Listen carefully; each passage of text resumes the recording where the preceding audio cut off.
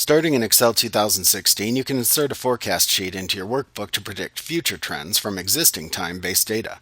To create a forecast sheet, you must have a series of date or time entries for the timeline, as well as corresponding values for those time or date entries.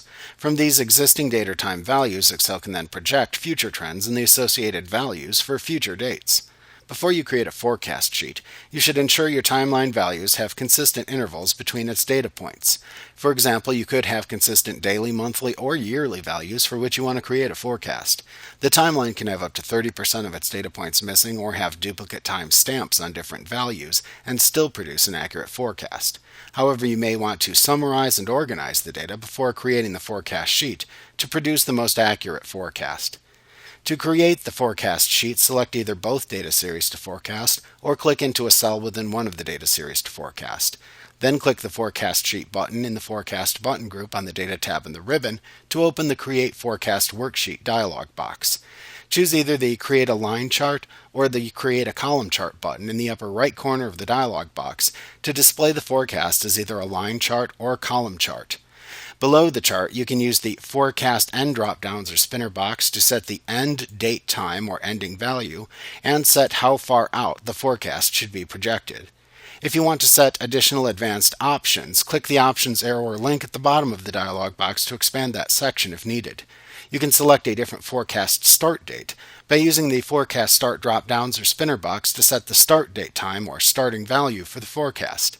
If you pick a date before the end of the historical data, only data prior to the start date is used in the forecast. For seasonal data, Excel recommends starting the forecast before the last historical point. You can check or uncheck the confidence interval checkbox to show or hide the confidence interval in the forecast. If shown, the default confidence level of 95% can be changed by using the adjacent spinner box or by typing a new percentage to use into the box. To choose how to determine seasonal intervals, select an option button under Seasonality.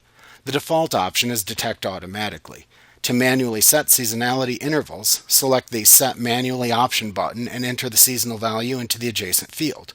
For example, in a yearly sales cycle where each data point plotted represents 1 month, the seasonality value would be 12. When manually setting seasonality, avoid using a value less than 2 to prevent the forecast from reverting to a linear trend. In the Timeline Range fields, you should see the range of timeline values. These are the time values that correspond to the data values shown in the Values Range field. The Values Range field contains the data values for the timeline values. You can use the Fill Missing Points Using dropdown to select zeros if you want to fill in missing data points with zeros. The default value of interpolation uses the weighted average of neighboring points to fill in the value of missing points.